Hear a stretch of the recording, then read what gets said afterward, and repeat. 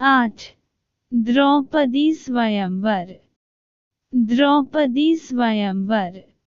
स्वयंवर सभा में अनेक देशों के राजा महाराजा एवं राजकुमार पधारे हुए थे। एक और श्री कृष्ण अपने बड़े भाई बलराम तथा गणमान्य यदुवंशियों के साथ विराजमान थे। वहां वे ब्राह्मणों की पंक्ति में जाकर बैठ गए।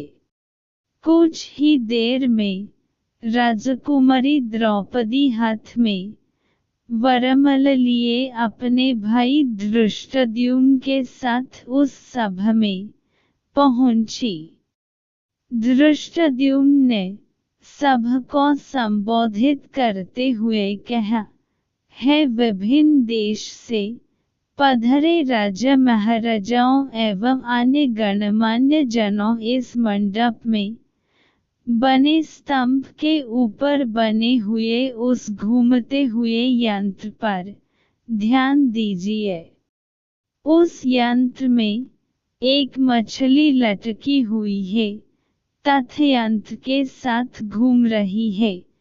आपको स्तंभ के नीचे रखे हुए तेलपात्र में मछली के प्रतिबिंब को देखते हुए बन चलकर मछली की आंख को निशाना बनाना है। मछली की आंख में सफल निशाना लगने वाले से मेरी बहन द्रौपदी का विवाह होगा। एक के बाद एक सभी राजा महाराजा एवं राजकुमारों ने मछली पर निशाना साधने का प्रयास किया, किंतु सफलता हाथ न लगी और वे कांतिहीन होकर अपने स्थान में लौट आए। इन असफल लोगों में जरासंध, शल्य, शिशुपाल तथा दुर्योधन, दुशासन आदि कौरव भी सम्मिलित थे। कौरवों के असफल होने पर दुर्योधन के परम मित्र कर्ण ने मछली को निशाना बनने के लिए धनुष उठाया, किंतु उन्हें देखकर द्रौपदी बोल उठी, यह सूतपुत्र है, इसलिए मैं इसका वरण नहीं कर सकती। द्रौपदी के वचनों को सुनकर कर्ण ने लज्जित होकर धनुष बन रख दिया। उसके पश्चात ब्राह्मणों की पंक्ति से उठकर अर्जुन ने निशाना लगने के लिए धनुष उठ लिया। एक ब्राह्मण को राजकुमारी के स्वयंवर के लिए उद्यत देख वहां उपस्थित जनों को अत्यंत आश्चर्य हुआ, किंतु ब्राह्मणों के क्षत्रियों से अधिक श्रेष्ठ होने के कारण से उन्हें कोई रोक न सका। अर्जुन ने तेलपात्र में मछली के प्रतिबिंब को देखते हुए एक ही बाण से मछली की आंख को भेद दिया। द्रौपदी ने आगे बढ़कर अर्जुन के गले में वरमाला डाल दिया। एक ब्राह्मण के गले में द्रौपदी को वरमाला डालते देख समस्त क्षत्रिय राजा महाराजा एवं राजकुमारों ने क्रोधित होकर अर्जुन पर आक्रमण कर दिया। अर्जुन की सहायता के लिए शेष पांडव भी आ गए और पांडवों तथा क्षत्रिय राजाओं में घमासान युद्ध होने लगा। श्री कृष्ण ने अर्जुन को पहले ही पहचान लिया था, इसलिए उन्होंने बीच बचाव करके युद्ध को शांत कर दिया। दुर्योधन ने भी अनुमान लग लिया कि निशाना लगने वाला अर्जुन ही रहा होगा और उसका साथ देने वाले शेष पांडव रहे होंगे।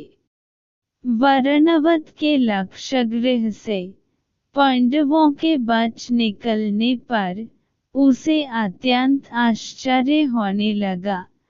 पांडव द्रौपदी को साथ लेकर वहां पहुँचे जहाँ वे अपनी माता कुंती के साथ निवास कर रहे थे। द्वार से ही अर्जुन ने पुकार कर अपनी माता से कहा, माते, आज हम लोग आपके लिए एक अद्भुत भिक्षा लेकर आए हैं। उस पर कुंती ने भीतर से ही कहा, पुत्रों, तुम लोग आपस में मिल बांट उसका उपभोग कर लो। बाद में यह ज्ञात होने पर कि भिक्षा वधू के रूप में है, कुंती को अत्यंत पश्चाताप हुआ, किंतु माता के वचनों को सत्य सिद्ध करने के लिए कुंती ने पांचों पांडवों को पति के रूप में स्वीकार कर लिया। पांडवों के द्रौपदी को साथ लेकर अपने निवास पर पहुंचने के कुछ काल पश्चात उनके पीछे पीछे कृष्ण भी वहां पर आ पहुंचे।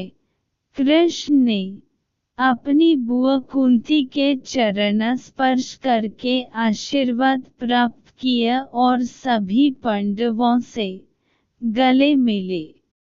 औपचारिकताएं पूर्ण होने के पश्चात युधिष्ठिर ने कृष्ण से पूछा, हे द्वारिकाधीश, आपने हमारे इस अज्ञातवास में हमें पहचान कैसे लिया? कृष्ण ने उत्तर दिया, भीम और अर्जुन के पराक्रम को देखने के पश्चात भले में आप लोगों को कैसे न पहचानता। सभी से भेंट मुलाकात करके कृष्ण वहां से अपनी नगरी द्वारिका चले गए। फिर पांचों भाइयों ने भिक्षावृत्ति से भोजन सामग्री एकत्रित किया और उसे लाकर माता कुंती के सामने रख दिया। कुंती ने द्रौपदी से कहा, देवी, इस भिक्षा से पहले देवताओं के अंश निकालो, फिर ब्राह्मणों को भिक्षा दो, तत्पश्चात आश्रितों का अंश अलग करो। उसके बाद जो शेष बचे उसका आधा भाग भीम को और शेष आधा भाग हम सभी को भोजन के लिए परोसो। पतिव्रता द्रौपदी ने कुंती के आदेश का पालन किया। भोजन के पश्चात कुशासन पर मृगचर्म बिछाकर वे सो गए। द्रौपदी माता के पैरों की ओर सोई। द्रौपदी के स्वयंवर के समय दुर्योधन के साथ ही साथ द्रुपद, धृष्टद्युम्न एवं अनेक अन्य लोगों को संदेह हो गया था कि वे ब्राह्मण पांडव ही हैं। उनकी परीक्षा करने के लिए द्रुपद ने धृष्टद्युम्न को भेजकर उन्हें अपने राजप्रासाद में बुलवा लिया। राजप्रासाद में द्रुपद एवं धृष्टद्युम्न ने पहले राजकोष को दिखाया, किंतु पांडवों ने वहां रखे रत्नभूषणों तथा रत्नमणि के आदि में किसी प्रकार की रुचि नहीं दिखाई। किंतु जब वे शस्त्रागार में गए तो वहां रखे अस्त्र शस्त्रों उन सभी ने बहुत अधिक रुचि प्रदर्शित किया और अपनी पसंद के शस्त्रों को अपने पास रख लिया। उनके क्रियाकलाप से द्रुपद को विश्वास हो गया कि ये ब्राह्मण के रूप में योद्धा ही हैं। द्रुपद ने युधिष्ठिर से पूछा, हे आर्य, आपके पराक्रम को देखकर मुझे विश्वास हो गया है कि आप लोग ब्राह्मण नहीं हैं। कृपा करके आप अपना सही परिचय दीजिए। उनके वचनों को सुनकर युधिष्ठिर ने कहा, राजन, आपका कथन अक्षर सत्य है। हम पांडुपुत्र पांडव हैं। मैं युधिष्ठिर हूँ और ये मेरे भाई भीमसेन, अर्जुन, नकुल एवं सहदेव हैं।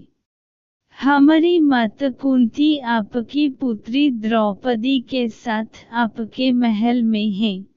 युधिष्ठिर की बात सुनकर द्रुपद अत्यंत प्रसन्न हुए और बोले, आज भगवान ने मेरी सुन ली। मैं चाहता था कि मेरी पुत्री का विवाह पांडु के पराक्रमी पुत्र अर्जुन के साथ ही हो। मैं आज ही अर्जुन और द्रौपदी के विधिवत विवाह का प्रबंध करता हूँ। इस पर युधिष्ठिर ने कहा, राजन, द्रौपदी का विवाह तो हम पांचों भाइयों के साथ होना है। यह सुनकर द्रुपद आश्चर्यचकित हो गए और बोले, यह कैसे संभव है? एक पुरुष की अनेक पत्नियां अवश्य हो सकती हैं, किंतु एक स्त्री के 5 पति हो ऐसा तो न कभी देखा गया है और न सुना ही गया है। युधिष्ठिर ने कहा, राजन, न तो मैं कभी मिथ्या भाषण करता हूँ और न ही कोई कार्य धर्म या शास्त्र के विरुद्ध करता हूँ। हमारी माता ने हम सभी भाइयों को द्रौपदी का उपभोग करने का आदेश दिया है और मैं माता की आज्ञा की अवहेलना कदापि नहीं कर सकता। इसी समय वहां पर वेदव्यास जी पधारे और उन्होंने द्रुपद को द्रौपदी के पूर्व जन्म में तपस्या से प्रसन्न होकर शंकर भगवान के द्वारा 5 पराक्रमी पति प्राप्त करने के वर देने की बात बताई। वेदव्यास जी के वचनों को सुनकर द्रुपद का संदेह समाप्त हो गया और उन्होंने अपनी पुत्री द्रौपदी का परिग्रहण संस्कार 5 पांडवों के साथ बड़े धूमधाम के साथ कर दिया। इस विवाह में विशेष बात यह हुई कि देवर्षि नारद ने स्वयं पधार कर द्रौपदी को प्रतिदिन कन्या रूप हो जाने का आशीर्वाद दिया। पांडवों के जीवित होने तथा द्रौपदी के साथ विवाह होने की बात तेजी से सभी ओर फैल गई। हस्तिनापुर में इस समाचार के मिलने पर दुर्योधन और उसके सहयोगियों के दुख का पारावार न रहा। वे पांडवों को उनका राज्य लौटाना नहीं चाहते थे, किंतु भीष्म, विदुर, द्रोण आदि के द्वारा धृतराष्ट्र को समझने तथा दबाव डालने के कारण उन्हें पांडवों को राज्य का आधा हिस्सा देने के लिए विवश होना पड़ गया। विदुर पांडवों को बुलाए। धृतराष्ट्र, द्रोणाचार्य, कृपाचार्य, विकर्ण, चित्रसेन आदि सभी ने उनकी अगवानी की और राज्य का खंडव नामक हिस्सा उन्हें दे दिया गया। पांडवों ने उस खंडव में एक नगरी की स्थापना करके उसका नाम इंद्रप्रस्थ रखा तथा इंद्रप्रस्थ को राजधानी बनकर राज्य करने लगे। युधिष्ठिर की लोकप्रियता के कारण कौरवों के राज्य के अधिकांश प्रजाजन पांडवों के राज्य में आकर बस गए।